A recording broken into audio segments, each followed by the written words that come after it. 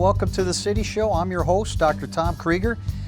Lebanon's business community wants to get to know you better, and to make that happen, they're inviting you to Let's Lebanon, their annual business showcase. Later on in the show, we'll learn about that free event. Up first, the City of Lebanon and Warren County Parks District has a cure for your cabin fever. Here to tell us about that are Shannon Pennington, a naturalist who works with the Warren County Park District, and Austin Langdon, a local birdwatching expert and a member of the Miller Park Steering Committee. Welcome to the City Show. Yeah. Thank you. Thanks for having us. You're the expert. How does that make you feel? I'm not an expert, but pretty special. Yes, you are. It's a hobby. But you embrace that real well. What a neat gig for you. Yeah. Yeah, it's been great working, being at MEP and volunteering there, Miller. It's been a really cool experience. So you're playing hooky from the bank right now. You're supposed to be busting out to get lunch, and you ended up here. That's right. I'm not gonna rat you out. You got me. Although I might have just did that. So your first time on the couch. Tell us a little bit about you. So my name's Austin. I grew up in Lebanon. Graduated from Lebanon High School. Went to Ohio State, so 2015. Okay. Graduated, doesn't seem too long ago, like a year and a half now.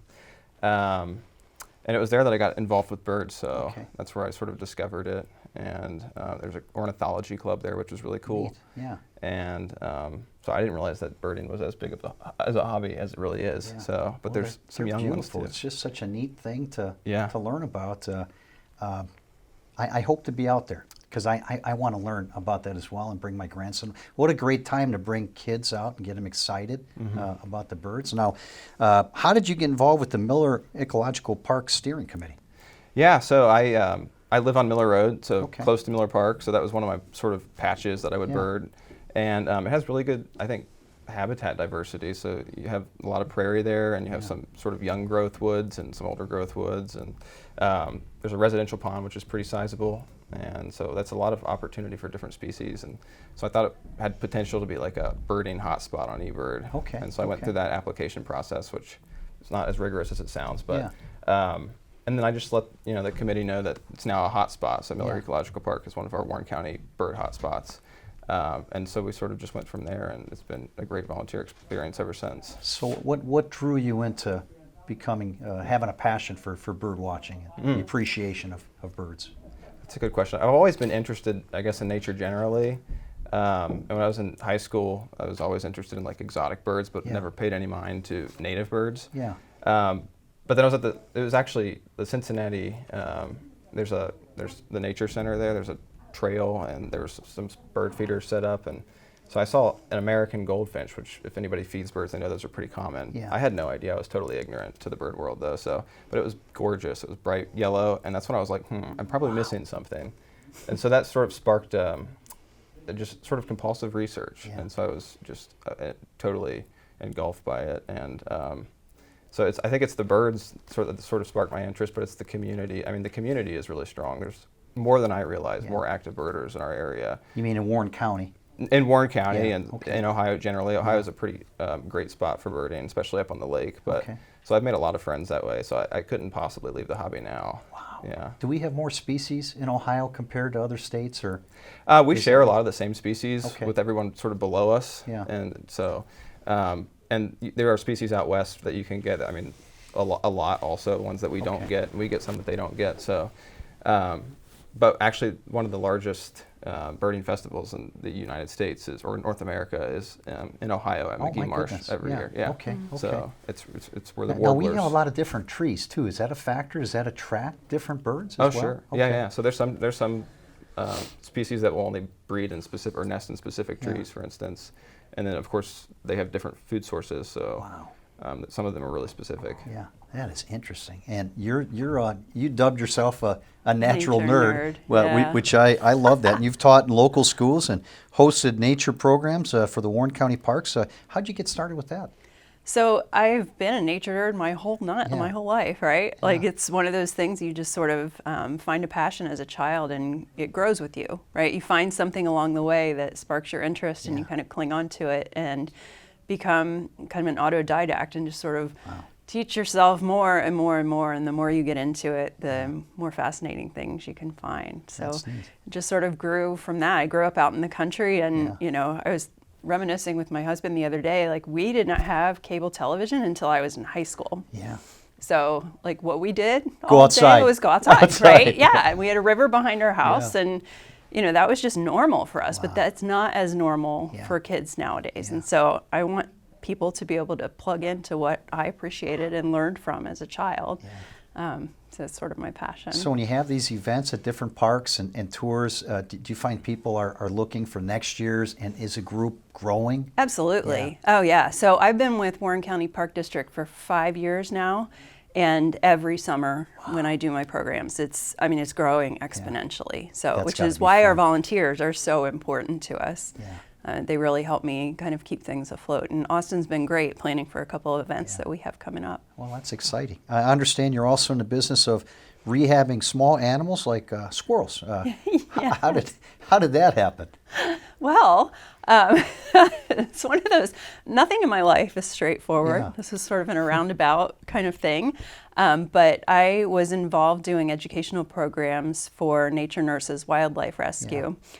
And at the time, this was pre-pandemic, I didn't have the time or the know-how to be able to do hands-on rehab. So I was helping with educational stuff. Okay. Then when the pandemic happened and all the schools shut down, all of a sudden I had all this extra time on my hands. So I was able to start working with the animals hands-on. So I'm a permitted wildlife rehabber through the state of Ohio. Yeah. There's a process you have to go through in order to work with any sort of wildlife, whether it's fishing, hunting, trapping, rehabilitating, using them as program animals. You have to have some sort of permission from the state of Ohio.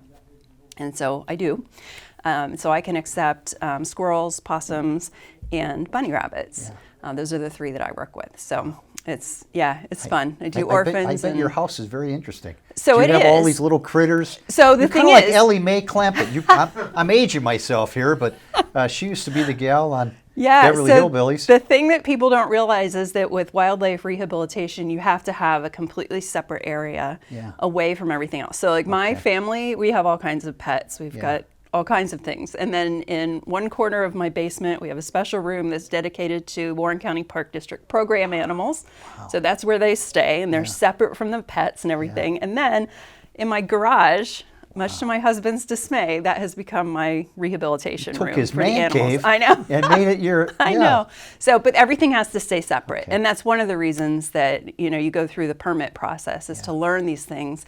It's a way to help control the spread of disease and to keep both family and pets and wildlife safe. Yeah, that is a neat story. Your husband must be on board with that too. He Otherwise, is. Yeah. That's fantastic. Hey, we're here today to talk about the Great Backyard Bird Count, which takes place every February. You got to love this weather now, but it's going to change to ice. I mean, it's too bad we couldn't do it today because you never know what's going to happen. But tell us more about this program and what goes on. So this is a worldwide citizen science project. Yeah. So people from all over the world on we got some great graphics these days. On the TV there. Thanks, I made that. Yeah, beautiful. It's a 4-day period every February. This is the 25th time that they've done this. So they've been collecting data for 25 years now. So for this year, it is February 18th through the 21st. And all around the world over those dates, people are encouraged to go outside or sit inside and look outdoors and observe the birds. You can do it by sight, by sound. You can do it from your kitchen table, looking at your window, having a cup of coffee. You can go for a hike in the park. Really anywhere at all. Yeah. And the idea is to help real ornithologists, professional scientists gather data so that they can identify trends that are going on in the birding world and figure out, what might be happening here or there and why. So they're tallying what they see, and once they see one and check it off the list, do they stop or they count the number that they see? Oh no, we're counting the number that we find too, which is it's important to be able to tell whether we're on trend. Or if something kind of weird is happening where we're having an eruption of, a lot of birds coming into an area that's not normal, or if we're used to seeing something in a place and it's not showing up, that's important data too. How do you know you're not counting the same bird over and over again? There's a process. Kind of like trick or treat. It's like, hey kid, you were here just a few minutes ago. So there's a process, right? So you have to watch birds for a minimum of 15 minutes. Okay. And you count the maximum number of a species that you see in whatever time period. Frame. So for example, example, if you are looking out your window and you see 5 cardinals, and then you go away and you come back and you see 3 more cardinals, and you go away and you come back and you see 4 cardinals, the maximum amount that you've seen is 5, because that's how many you've seen at the same time. Wow. So you know you're not counting the same bird over and over again. That's amazing. Is there one specific day when the count is supposed to happen? So for this year, it's from Friday, February 18th through Monday, February 21st. Okay. So any time over that. And people can do this at home on their own. They can do it with us at a couple of events that we're holding. It's just something for everybody. So it's designed to be for people of all ages and abilities. So it doesn't matter if you're in a wheelchair. It doesn't matter if you're able-bodied. It doesn't matter if you're young or old or somewhere in between. It's something that everybody can do. So you're new to this, and you don't know what you're doing. Is there a book or an app? How do you know what you're looking at? Yeah, so there are a couple of different ways, right? Okay. So if you're participating in the formal Great Backyard Bird Count event on your own, you're supposed to install either eBird, it's an app, or the Merlin Bird ID app, depending on whether you're good at identifying stuff or just a novice. You pick one or the other of those, and when you log what you see in there, it automatically reports it. Or so when you log, you take a picture of it? Or? So you can, they have like a whole list of things that you go through where it'll say, is the bird that you saw, bigger than a crow or smaller than a crow? And it helps you sort of narrow down. And you use your GPS coordinates, like it's all connected to your phone, right? And it can tell you what's common in your area. So you're not going to see, for example, a bird of paradise, right, in Warren County, because that's not something that we see here. But it'll help you kind of pare down what you might be seeing this time of year based on data that people have collected for 24 years, dozens of years now. And you might be surprised. We were talking earlier, there are a few eagles out in this area. There are. More every year, which is really exciting. That's got to be amazing. So anybody can do this. What do they do once they've counted all the birds in the neighborhood? They call that data in? Or? Yep, so you put it in your phone and it uploads it automatically. Another way that you can do it is to participate in a public event where we do a group count. And in that case, you don't need any sort of fancy equipment or whatever. We'll help you figure out what it is that you're seeing, and you just become part of our group. Become another set of eyes and ears to either see or hear birds. And we report that as sort of a group tally. So you don't have to have a great set of binoculars. You can just sit back on your porch and look at what you see. It's great because you don't have to have anything special. Bird watching is one of the biggest growing hobbies in the United States right now, because it is something that everybody can do. My favorite bird is the hummingbird. I was in my jacuzzi one day, and all of a sudden one of these things showed up, and I'd never seen one. And I just sat there and watched it, and just amazing. My second one is a woodpecker. I heard one in my backyard. I heard that, and I went and saw it and watched it for like 2 hours. And it just hit in its head, and I'm rolling around cracking up. It's amazing how different all the birds are, and they all have a role in the environment. Absolutely. It's amazing. Austin, tell me what Miller Ecological Park will do to participate in the bird count. Yeah, so our bird count, it's going to be on the 19th of February, so it'll be that Saturday, and we're going to meet in the parking lot, and we're just going to go from there. So usually I like to just sort of follow the activity, but there are some spots that you kind of have an idea they're going to be more active than others. But this is new because usually we do it in the morning, these monthly events, and so this is going to be in the evening, which normally early in the morning around sunrise, if you're interested, if you want to count birds, that's probably the most active time of day. But right after that is the evening, so like the hour or two before sunset. And so we're just going to see how many species we can get. And it's usually, I think we try to make it a collaborative effort, so everybody's partaking and making a contribution. And if you're interested in submitting your own checklist, that's a great opportunity to see how it's done. So we'll also use eBird, and feel free to download the app in advance, Merlin. It's great for identification. It's super smart. And we'll see. I think last year we had almost 40 species. Wow. So that's we'll see what amazing. we can do this year. But get a lot of people coming out to participate in that. Pretty popular. Is it growing? Oh, yeah. Yeah, that's wonderful. I was looking at the stats on the things that people have reported over the last couple of years for the Great Backyard Bird Count. And I think because of the pandemic and, the shutdown that happened, people are starting to be a little bit more aware of what's going on in their own backyard. So last year, in 2021, that was the biggest year that they'd ever had. So the huge number of participants, almost double what they had had the previous years. So, it's something that is, again, people are really kind of, they're seeing what's in their yard and they're appreciating it and they want to learn more. And this is a great way to do that. And what do you have planned for this year's bird count? Anything special? Yeah, so at the Warren County Park District, we're going to be meeting at Armco Park this year. Normally we do this event at the Heisey Farmhouse, but it's actually under construction right now. So we wanted to make sure that, we would not be kind of backed into a corner with that. So we're going to do it at the Armco Park Pavilion. So it's an indoor thing, but it's a big spread out space inside. So, with COVID precautions, it'll be something that people are able to spread out indoors and feel comfortable doing that. So we have bird feeders set up along the outside perimeter and people can stand at the different windows and look outside at the feeders. We'll also be offering hikes, weather dependent, right? We'll see. If we get an ice storm on the day of, we probably won't go hiking that day. But we do like to take them out because right at Armco Park, we have the lake there and we have seen osprey there before. And we've got all kinds of waterfowl and there have been some bald eagle sightings there too, which is pretty exciting. From a planning standpoint, I know obviously nothing about birds, but it's February. Yeah. Don't birds fly south for the winter? Okay, so they do this count every year on that same weekend, mid-February. So they're getting a snapshot of what's happening all over the world.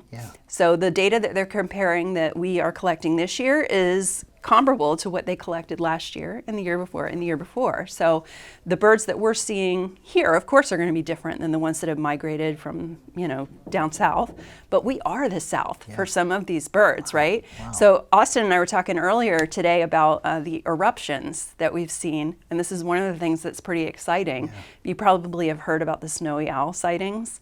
Heard about this? I have not, no. Okay, so snowy owls are boreal forest animals. They typically live further north in these snow forests. They like to eat lemmings.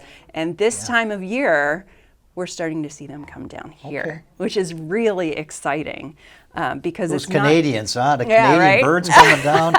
But there was actually one seen downtown Cincinnati, like at Paul Brown Stadium a few weeks ago. One of my friends sent me a picture of it. So it's pretty exciting that we are the South for some of these. So how do they use this data? What are they doing with this? So they're looking for patterns in the data to see where there are trends and patterns, and sort of seeing where there are lots of birds flocking, why that might be, if they have data showing that there were a lot of a certain species in a certain area for a number of years, and then all of a sudden there aren't. That means that they need to take a closer look at what's going on in that area and see what's happening so that we can sort of fix that. Like destroying marshlands and things like that. Yeah, and even like here in Warren County with all the development that we've had, not to say that that's a bad thing necessarily, because people need homes, we need hospitals and stuff. However, it does disrupt the migratory patterns of some of these birds. So Austin and I were talking earlier also about like things that people can do in their own yards to help mitigate that. And that's something we're seeing. If we see a lack of birds coming through an area, something that you can do in your own yard is to provide habitat for them. And it doesn't take very much. Just a couple of native plants, some shrubby things. They really like native plants because native plants provide a food source for them. Not just the plants themselves, but the things that eat the plants. So caterpillars in particular are really, really important for birds. So these are things anybody can do. Like even if you live in an apartment, and you could just have a small patio area, you can still provide habitat for birds in that area. Is a birdhouse considered a habitat? Is there Absolutely. something bad about a birdhouse? No. So if you're providing habitat, you want to give them everything that they need in order to be able to stay alive. So that's food, water, shelter, and a place to raise their young. Right? So the more things that you can provide, the better chance that you're going to have for success. And have we learned anything about the populations over the years? Is there what trends have we seen? So we've seen the eruptions coming through, these big groups of birds that are not normally here, right? And those correspond with weather patterns too. So in 2021, last year, that's when we were seeing a lot of these big groups of birds coming through. So snowy owls were one. What were some of the others? Do you remember? Winter finches, it's like a good example because they're so dependent on like boreal crops. So some years, like when cone crop fails in the north, they're forced to move south to find food. And so we saw that last year. It was one of the biggest finch eruption years since the 70s for some species. So some years you'll have none of these species in Ohio. You won't see any of them. And then last year, if people notice some different birds on their feeders, they probably aren't noticing some of those this year. So, and it's usually, you're right, dependent on food availability. Even with snowy owls, it depends on the availability of their prey, which tends to be every 4 years or so they experience a boom. Wow. And then the snowy owls also experience a boom. Yeah. And then they sort of crowd each other out, so they're forced to move south, and that's how this year's been great for snowy owls. So we're sort of surrounded by them. Warren County doesn't have one right now. No, I haven't heard Does of it that either. disrupt the flow of all the other, I mean, do they kind of struggle for food as other habitats come down? And is there a challenge with that? Like with the starlings right now, all those birds here, is there a negative with Not with the this snowy bird that owls, came I from wouldn't Europe? say. No. With the starlings, yeah, they Yeah. definitely outcompete our Okay. native species because European starlings are something that are not native. Yeah. They were brought in from Europe, and you might notice them if you have your feeders out. Sometimes these big flocks of birds will come. Starlings and grackles both, right? Getting all food. Hey, get out of Yeah, here. Save some for exactly. the other They're guys. kind of bullies, right? Starlings. So you can take your feeders down for Yeah. a day or two and Okay. hope that they move on someplace else and then put them back up, and it'll typically take care of that. Well, that is just so cool. So how can people sign up to participate in the bird counts? So you don't have to sign up. You don't have to RSVP. Wow. You can just show up. So It's you a can bird show party. up to, Yeah. you can show up to Austin's event and go for a Okay. hike at Miller Park. You could come to Armco Park and hang out with us. If you wanted to get a little bit more in depth, we do have an event coming up on the Friday night at Armco Park. This is exclusive event. You guys are all in on it. Even without an invite, they can just show up. For Yeah, these. so here's the thing. You need to be either an Ohio certified volunteer naturalist, which I know we have quite a few in Ohio or in Warren County, a master gardener, or a friend of Warren County Park District. And in order to join the Friends of Warren County Park District, it's $15 for the entire year. And you can sign up there. Yeah, you can So sign don't up the have- day okay. up. Yep, you can do it online ahead of time, or you can just show up Okay. and do it there. So, but you'll get exclusive access to the Winter Birds event. We have Connor Fox from Wild Birds Unlimited is going to be doing a presentation for us, and he's fantastic, super knowledgeable, and they've been one of our huge sponsors, providing bird feed and feeders too. And just the know-how, like telling us where we can put things and attract the most birds. So where do we get more information about the great backyard bird count? So if you want to know just in general, you can go to birdcount.org. Okay. And that gives you some general overview of it. You could do it on your own that way. If you wanted to learn more about the events that we're holding, you could visit, I assume you guys have a website, right? Yeah, our Facebook page, Miller Ecological Park Facebook page. We have a Yeah. website too. You can Google it. And Warren County Park District Facebook Fantastic. page as well. Now, Austin, the city sponsors a monthly event in our parks. What's the plan for the next 2 months or a few months? Are you aware of what? Yeah, so what's we have going one on? other event coming up. It's a labyrinth cleanup. So there's a labyrinth at Miller, and it needs some work. So if anybody wants to volunteer and get some hours that way, I think they're going to be filling in some of the low spots with gravel. So that's a good opportunity. But it's all the way in the back. It's sort So of like a spiral. get some hours. Is that something high school students do for their college credits? They get hours of contributing? Yeah, so there's different things. Like in some students might need hours for NHS in high school even. Okay. But so that's a great volunteer opportunity. Is it coming up. challenging for you to get volunteers, or do you have a lot? It is challenging. Yeah. And it's something we can always Anytime you use say help with. cleanup, I mean, Right. clean up your room. Yeah. I'm going to go to the labyrinth and clean there. You'd be surprised how many kids are okay picking up trash at a Yeah. park, or I would be doing surprised. tidying work at Yeah. a park when their bedroom looks like my kids' bedrooms What do. a great lesson for kids. Parents, get your kids down here. You know, put them to work, right? Yeah. I mean, there should be some cash exchange because you're watching their children and teach them some stuff. But a great thing. But do you take donations for this type of event?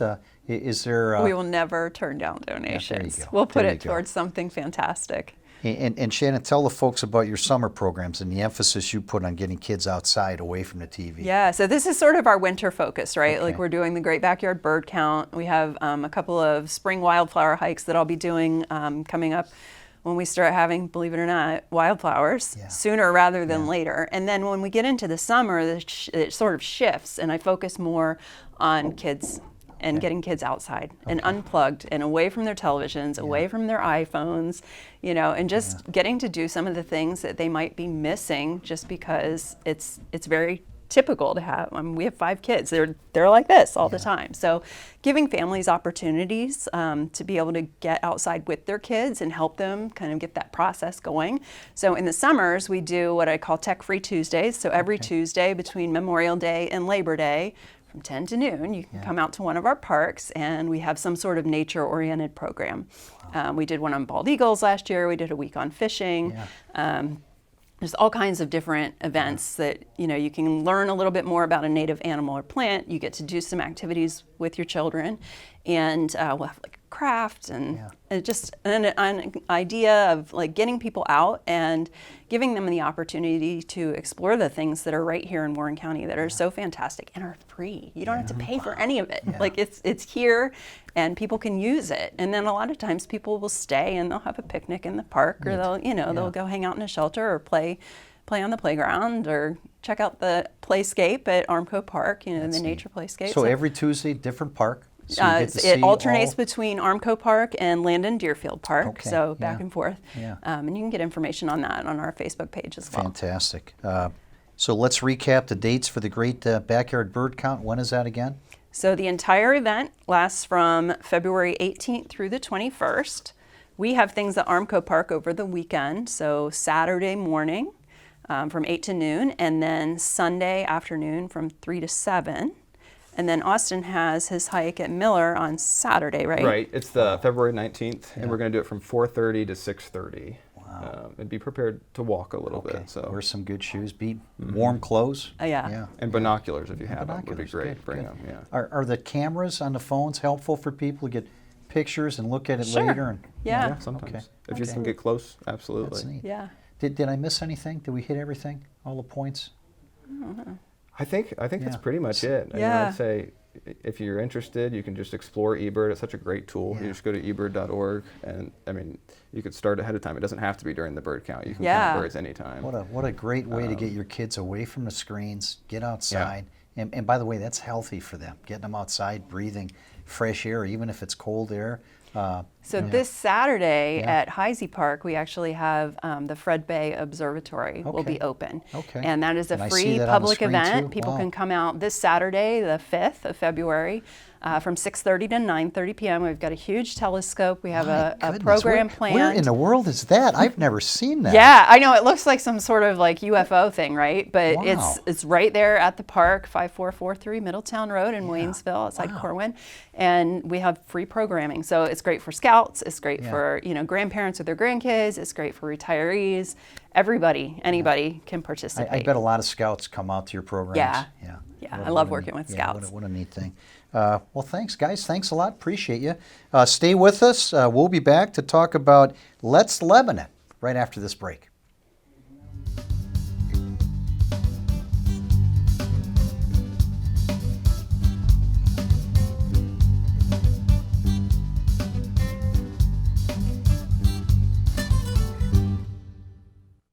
Break your fast food habit at Kelly's Meats and Deli at 1001 West Main Street in Lebanon. Stop in for a quick lunch featuring made-to-order sandwiches, tasty sides, and mouth-watering daily specials. For dinner, Kelly's offers fresh-cut steaks, chops, and seafood, plus a variety of prepared dishes that only need to be reheated.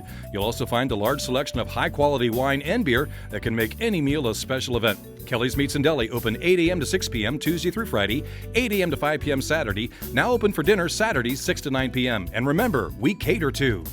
Since 1954, Hardy's Interiors has been providing quality furnishings for homes in and around Lebanon, Ohio. Today, you'll still find quality antique and vintage furniture along with new made-in-America furniture of all styles. At Hardy's, you can create a mix of furniture and accessories that truly reflects your personality, all made to last a lifetime. Designers are welcome, and so are you. Hardy's Interiors at 208.5 Wright Avenue or online at hardysinteriors.com.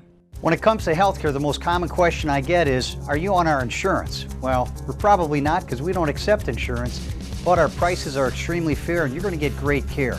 So if your plan is to get great care, we are your plan. We offer chiropractic, fitness programs, massage, and clinical nutrition. So if you're sick and tired of being sick and tired, call our office, schedule for a free consultation so we can discuss any question you have and get you well. Call now to schedule your free initial consultation.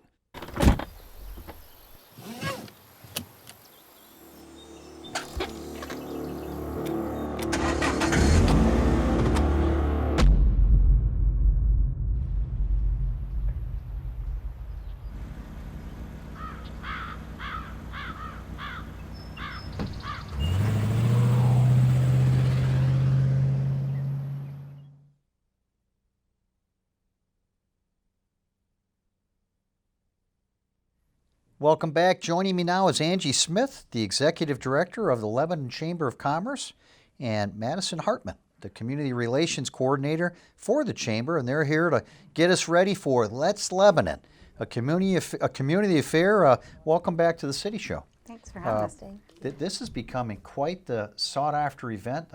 My wife gets excited about her business. It's been a wonderful thing for her, and I've talked to other people, and it's just been a great boost. This has grown over the years and now serves to signal the end of the winter season here in Lebanon. I hope so. Yes, me too. Now, why does the Chamber host this event every year? So this is kind of a business expo, community expo, and it's a time to bring our businesses together in the community, around the community, to give them a chance to just showcase who they are and what they do. And it's a chance just to bring everybody together, because I mean, it is coming out of the winter. Everybody's kind of stayed in. We have a lot of new businesses, and so it's just a nice time to promote our businesses, get our community to come out and see what all's going on. Okay, and what are the visitors, what do you expect them to see when they come out there? So we'll have lots of our businesses from around the area, some churches, nonprofits, companies that are hiring, just a wide range. We really don't limit who can register for a booth. So anyone who just wants to showcase, what they're offering the community, will be there. And do you have spots available for businesses? Are you filled up yet? We do still have spots available. Do you know how full? I think this morning we were right at 30. Okay. And since we're back at the high school, we can have up to 100. Okay, that was my next question. Where is it going to be? Because last year you did it at the event center, I think? We did. Yeah. Do you want to answer that one?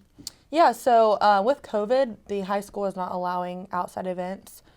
So we did move it to the event center at the fairgrounds. This year we're back at the high school. We get to utilize the cafeteria and the main gym. Okay.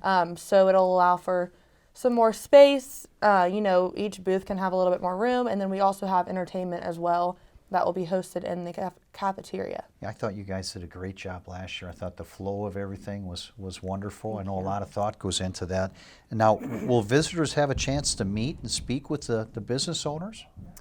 We do, and what we really want to do for our chamber members as well as our businesses is offer that opportunity to network with those businesses. And so we have a number of volunteers who will offer to come and stand in your booth to give you an opportunity to get out, to go meet other businesses, to network.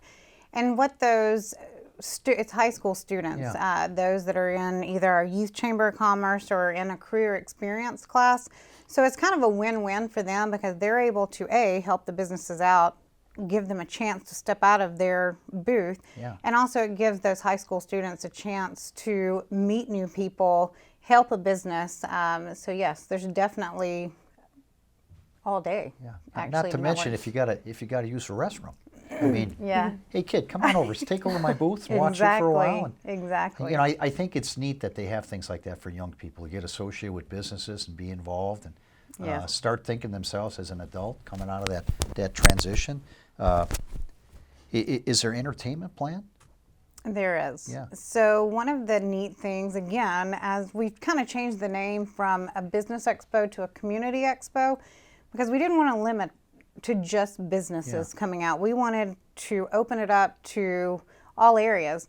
And one of the neat things is being able to offer entertainment all day long is we're bringing in local musicians, dancers, gymnastics, cheerleading, all kinds of, again, in my opinion, you can look at businesses, they're just a different type of business, but they're able to showcase who they are. So, I mean, we have Dance Kids Studios that'll be back this year.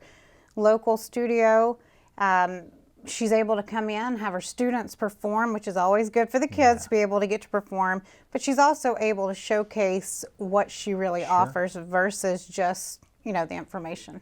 Now, I understand the Rotary Pancake Breakfast is going on the same day, right? So people can go up there and contribute to the Rotary's movement and get some wonderful pancakes, right? Yes, it will.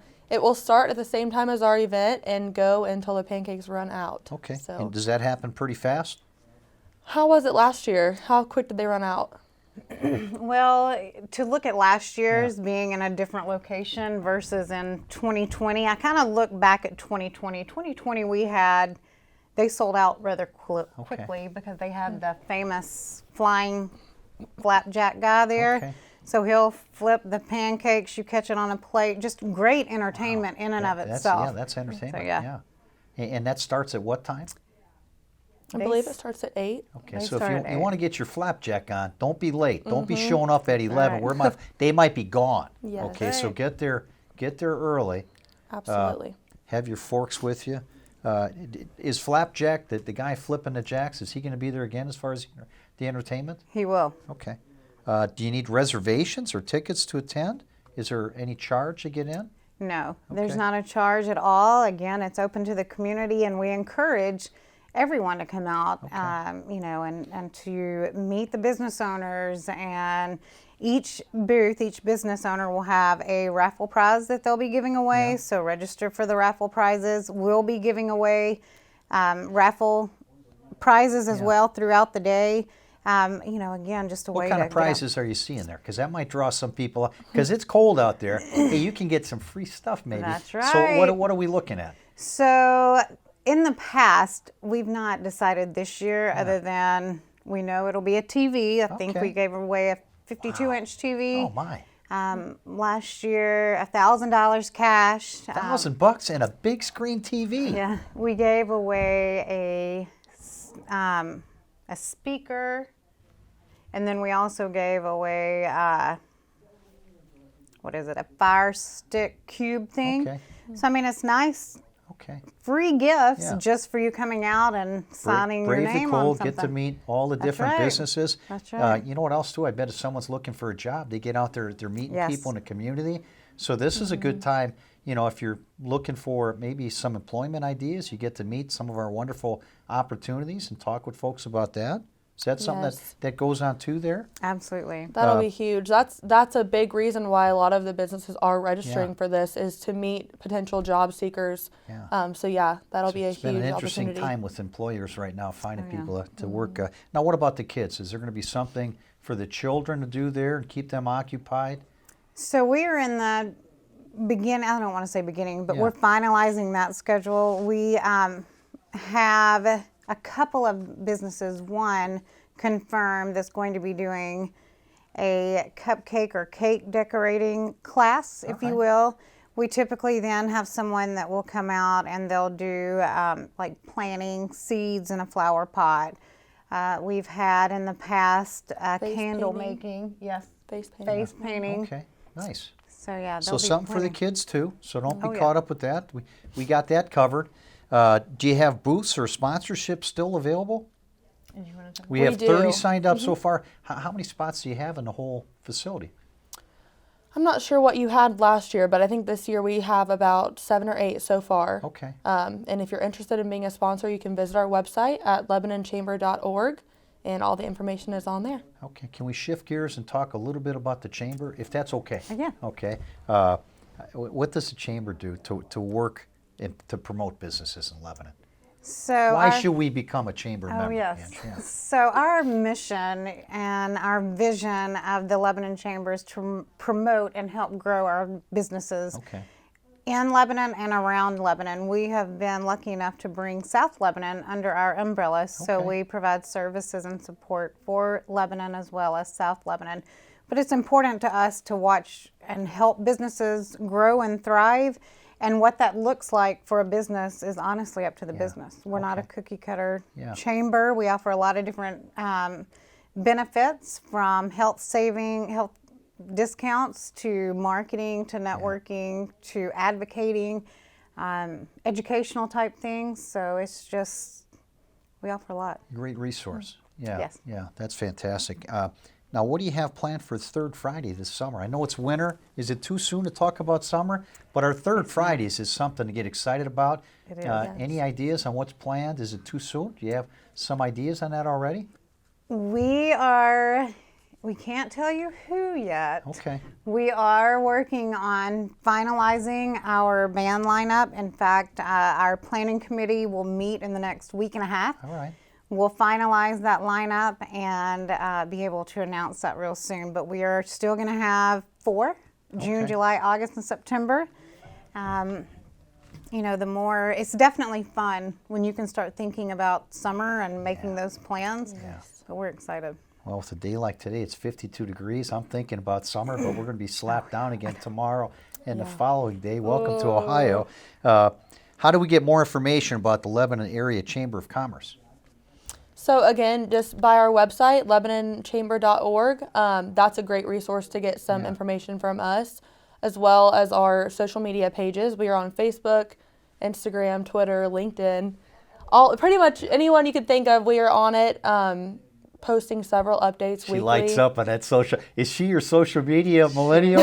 She's like, and it's so important. Yeah. I mean, Yes. people find out about things with that. So Absolutely. you're probably a big hit being on that committee. Now. Yes, Yeah. you can find lots of updates from us on social media as well as our website. Well, that's fantastic. Well, ladies, thanks for being here. Did I Thank you miss for having anything? Anything else you want to give a shout out? Once again, the Let's Lebanon, the date is?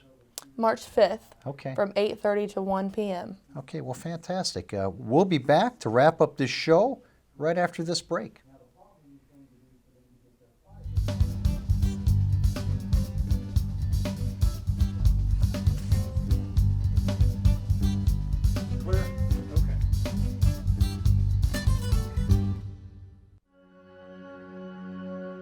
All across the country, people are coming together to speed up what we can learn about health.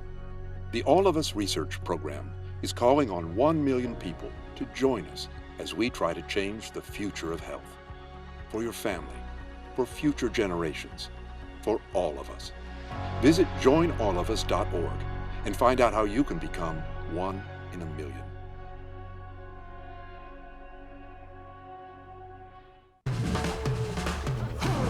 When you adopt a shelter pet, you discover their unique mix of all kinds of traits.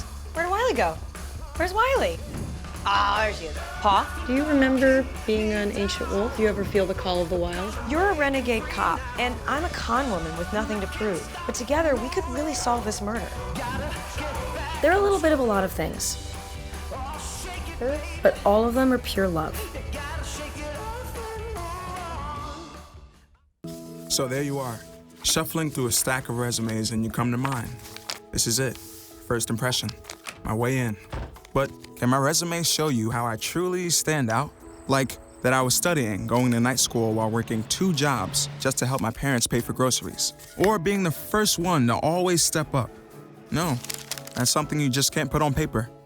Look beyond the resume and discover new ways to develop great talent that is dedicated, hardworking, and determined like me. Today I'm going to talk to you about physics. Come on in, girls. Let's go. This is the first rocket to get humans to Mars. Really tall. I'm a rocket structural engineer, designing and building parts of the rocket. You are the generation that will be stepping foot on Mars. Do I have a group of astronauts on my hands? Yes. You can become a rocket scientist or whatever else you want to be. Hey, before we check out, we want to let you know that there will be a fat tire race, bike race, sponsored by Queen City Wheels at the Lebanon Premier Health Bike Park on Saturday, February 19th at 11 a.m. The bike park is located on Turtle Creek Union Road, just across the bypass from Home Depot. The race is purely for fun and there's no charge to enter. Heck, you don't even have to need a fat tire bike to enter. Get more information on the event calendar at LebanonOhio.gov. Thanks for watching the City Show. We'll be back on February 16th with a look at the new Lebanon Fire Station and a lot more. We'll see you then.